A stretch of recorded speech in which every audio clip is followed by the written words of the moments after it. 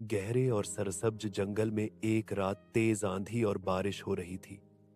पेड़ जोर जोर से हिल रहे थे।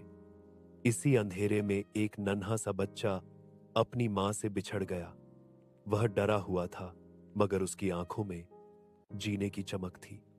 इस बच्चे का नाम मोगली था। बारिश के बाद जब सुबह हुई तो भेड़ियों के एक परिवार ने मोगली को देखा।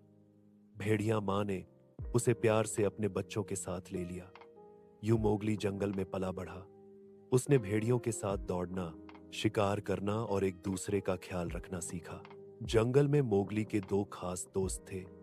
एक थे रीछ बालू, जो हमेशा खुश रहते और मोगली को हौसला, गाना और जिंदगी को आसानी से लेना सिखाते थे। दूसरे थे तेंदुआ बघीरा, जो गंभीर थे और मोगली को जंगल के उसूल और खतरों से बचने के तरीके बताते थे। मोगली बंदरों के साथ पेड़ों पर झूलता, हाथियों के जुलूस के साथ चलता और नदियों में मछलियों के साथ खेलता। जंगल उसका घर बन चुका था, लेकिन जंगल में एक बड़ा खतरा भी था। एक खूंखार शेर खान, जो इंसानों से नफरत करता था। वह मोगली को जंगल में नहीं देखना चाहता था। जब शेर खान की दहाड़ गूंजती तो पूरा जंगल खामोश हो जाता।